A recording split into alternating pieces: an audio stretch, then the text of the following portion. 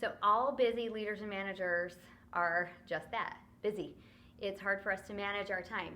So I'm bringing to you a tool today called EOS Time Management. So this is where we start. I have drawn an accountability chart up here, a random accountability chart. And usually what we find is that busy leaders and managers are sitting in a lot of seats. So let's just say that this is you. You are sitting here, here, and here. And occasionally here. Come on, you know you do it. I know you do it too. So the first thing that you do is you take all of the roles, all of those duties from each one of those seats, and you put them all in one box called you. So you list them all, and this is just for yourself on a random piece of paper, list it all together, because that is what you as a human being, that's what you are responsible for. Then you decide to yourself, how much availability am I as a human being going to give to this business? Now, most leadership team members, they're spending 50 to 60 hours on a leadership team. It's totally up to you and your business as to what the levels and the expectations are for the leadership team. But I'm just going to kind of go with 50 or 60. So I'm going to say, for this example, your availability, you're going to offer the company 60 hours. Next thing you want to do is now you look at all of those things and you think to yourself, how long does it take me to do all of these well? Not half-assed, well. How long does it take me to do all of these well? If you look at this and you say, you know what, it takes me 80 hours to do all of this well, then you do the simple math that there's 20 hours left right here. And what we're going to ask you to do is delegate that 20 hours. It is your responsibility to delegate that so you're creating extensions of yourself. That is EOS time management for you. Now, step 2, how do you delegate and what do you delegate? Let's move on to that. We're going to use our Delegate and Elevate tool. So I've prepared one here for you. And the first way we're going to talk about this is how you can delegate and elevate for yourself, going with our previous model of you only having 60 hours a week to work. So the first thing that you do is you take all of those tasks that were listed here, and now you're going to put them into one of these 4 quadrants. The first one is you love this task and you are great at it. And I want you to be very honest with yourself. You don't have to love and you don't have to be great at everything that is on your list. In fact, most people aren't. So what do you love? What are you great at? If you have a question in your mind, hey, do I really love this? Am I really great at this? Ask yourself, is this fascinating and motivating to me? When I spend time in this quadrant, in tasks in this quadrant, do I go home with still tons of energy?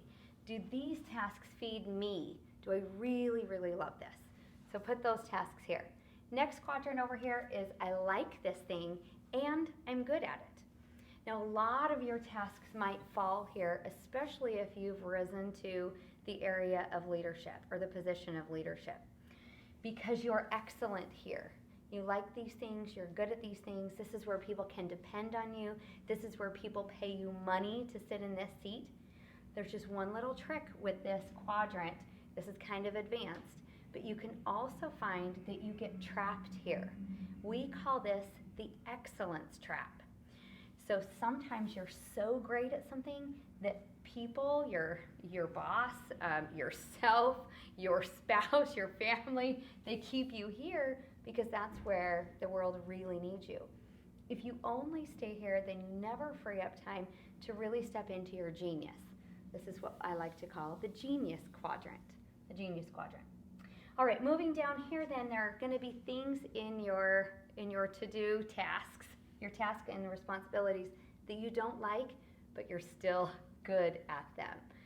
So this happens a lot of times in small business because we have been raised by the small business wolves to be good at something, and we kind of have this martyr complex of, well, I'm the only one who can do this, and I'm the only one who's good at this. I don't like it, but I do it to sacrifice myself to the company.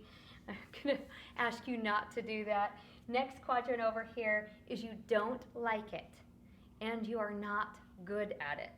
These are sometimes tasks that have just been on your list forever. There's nobody else to do them in the company, so you have to do them. Sometimes I find business owners, entrepreneurs doing all their finances over here, putting together the P&L, balancing the checkbooks, all of that good stuff. So when you get all of this filled out, then I want you to really think about these two concepts. If you're doing things in these first two quadrants, you are making yourself and the company money. This is where you have energy to contribute to the world, to the company. You're gonna be a better person. You're gonna be more pleasant to be around, and you're good at it. Dan Sullivan would say that is your unique ability to live up here. You're very talented. So making your company money, making yourself money. Down here, if you are doing these things, especially being that martyr like we talked about, you are losing yourself and the company money. Stop it. Don't do that.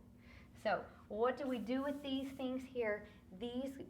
Hopefully these are the first things that you delegate to really take care of that 20-hour deficit that you found right here in your availability as compared to what the company needs you to do.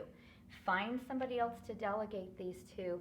That's the best way to manage your time in a proactive way instead of putting all kinds of structures together with your calendar and all kinds of discipline with that.